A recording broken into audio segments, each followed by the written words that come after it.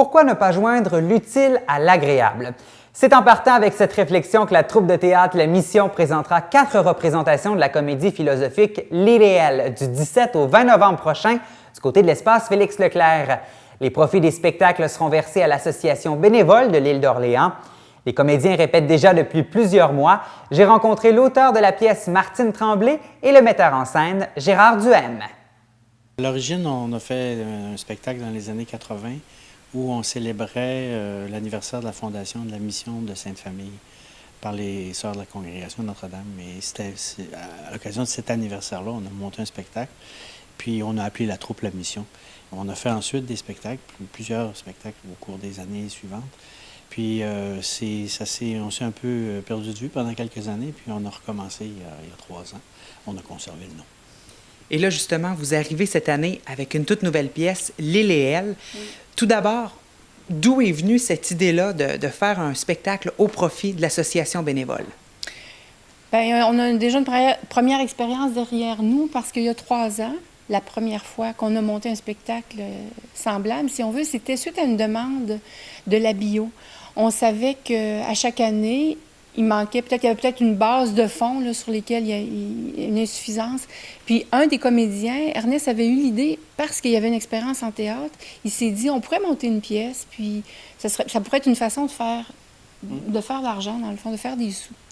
Fait qu'il nous avait approchés. Entre autres, moi, il m'avait approché en me demandant si je pouvais pas chercher un texte pour eux. Puis j'ai décidé d'en écrire un pour eux. Puis ça a installé la démarche qui caractérise, je dirais, le théâtre de la Mission aujourd'hui. C'est qu'on a rassemblé les gens intéressés à faire du théâtre, créer un événement autour de ça, il y a 3 ans. Puis on a fait une démarche d'improvisation avec eux. Donc on est parti des gens intéressés. On a créé des personnages très proches d'eux.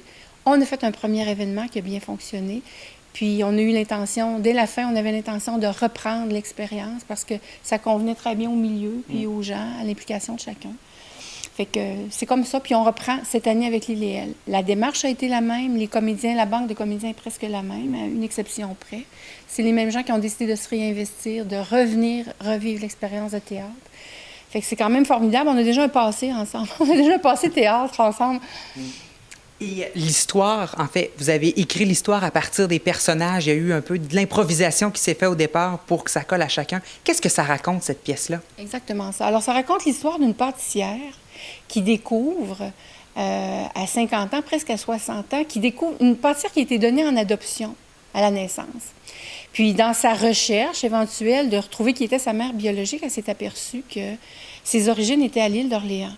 Alors, elle revient à l'île, elle découvre qu'elle a 3 frères, qui sont donc des nés natifs. On peut dire d'elle que c'est une née native, mais qui a changé de famille. Donc, elle va redécouvrir qu'elle a 3 frères qui existent à l'île d'Orléans. Puis, comme c'est une pâtissière d'expérience, elle décide d'ouvrir une pâtisserie sur l'île.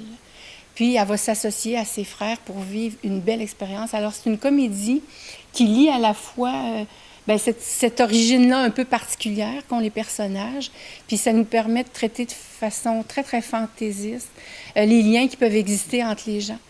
Puis pourquoi à l'île? Parce que c'est certain que les gens qui viennent voir cette pièce-là, la majorité, ce sont des gens de l'île. N'importe qui habite pas l'île va aimer l'histoire, va se retrouver là-dedans parce qu'on est dans des valeurs universelles, dans le plaisir de découvrir les liens qu'on a entre nous, si on veut. Mais c'est certain qu'on profite du contexte théâtral particulier de l'île d'Orléans pour raconter c'est quoi vivre sur une île, qu'est-ce qui nous caractérise quand on est des insulaires. Alors, c'est l'histoire de cette pâtissière-là qui va ouvrir une pâtisserie à l'île avec ses 3 frères biologiques. Puis on découvre...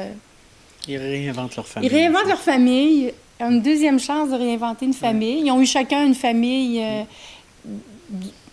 une famille qui aime. Hein? Je veux dire, cette pâtissière-là, elle vient pas du tout parce qu'elle n'a pas aimé l'expérience, sa famille, son passé, son enfance, mais elle découvre qu'elle a 3 frères biologiques, puis les uns les autres en profitent.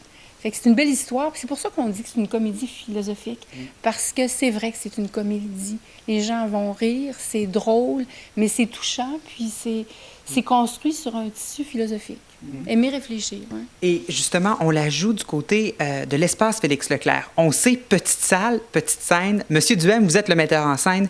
Est-ce que ça vous a donné un petit peu de fil à retordre pour tout mettre ça en scène, ce magnifique texte-là, en fait? La grande difficulté, c'est que la scène est très, très petite. L'espace de jeu est très restreint. Il n'y a pas d'espace pratiquement pour mettre des décors, il n'y a presque pas de coulisses, alors c'est un gros défi. Mais comme on avait déjà l'expérience en 2013, on avait, comme dit un de nos personnages, un concept. Puis le concept, c'est que les décors sont formés à partir de panneaux plats qui sont déposés presque dans le fond de la scène. Alors avec ça, on évoque les différents lieux sans avoir à avoir du 3 dimensions. Alors ça nous permet de changer de lieu à volonté en diminuant au minimum l'espace nécessaire. Puis ça laisse plus d'espace de jeu. Puis ensuite, ben, on est très minimaliste dans tout ce qui s'appelle accessoires ou mobilier. On met vraiment les éléments indispensables.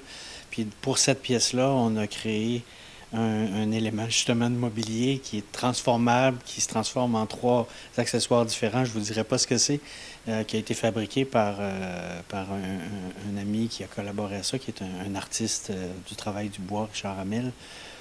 Et puis voilà, c'est avec le minimum, on essaie d'évoquer des lieux différents, une pâtisserie, une cuisine, une galerie, même un salon de coiffure. Et justement, vous êtes le metteur en scène de cette pièce-là, des comédiens qui ne sont peut-être pas habitués nécessairement de jouer comme ça. Comment ça s'est passé, le travail avec eux? Bien, ça se passe très bien parce que le plus gros du travail, c'est de trouver la justesse dans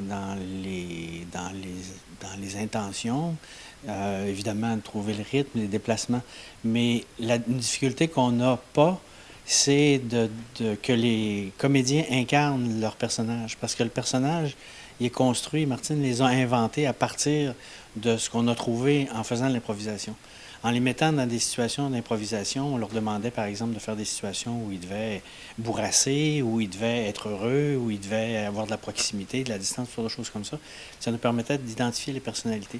Alors, à partir de ces caractéristiques-là, chacun des comédiens, Martine a inventé des personnages qui font partie d'eux-mêmes. Alors, quand vient le moment d'interpréter, c'est naturel. Et je vous entends tout à l'heure parler avec passion de cette pièce-là que vous avez montée. Pourquoi c'est important pour vous de vous impliquer dans cette cause-là et de monter ce projet-là, en fait? Bien, les retombées dans le milieu sont directes. Hein? Aider la bio, c'est aider des gens qui véhiculent des personnes qui ont de la difficulté à le faire par elles-mêmes, des personnes à qui on livre des repas s'ils en ont besoin. Fait que ça revient au milieu. Puis nous, moi, Gérard, nous deux, c'est la même chose. S'imaginer créer une histoire puis en faire profiter des gens. S'imaginer que créer une histoire puisse être une forme de bénévolat, on trouve ça extraordinaire. Puis ça fonctionne, c'est directement, ça retourne au milieu, fait que c'est formidable. Puis en plus, on s'amuse. Venir au théâtre, c'est un moment de bonheur. Fait que, vous vous amusez. Les comédiens, je pense qu'ils s'amusent aussi en venant pratiquer depuis des mois déjà. Là, ça a commencé au mois de mai, je crois. Oui, au printemps, on a fait l'improvisation. Martine a écrit le texte pendant ce temps-là. Et puis à partir de la fin juin, les comédiens sont partis chez eux avec le manuscrit, puis ils avaient leur devoir à faire. Et à partir du 1er septembre, on a fait des répétitions. Les comédiens s'amusent, ça donne un milieu de vie vraiment intéressant. Les gens ont hâte de venir.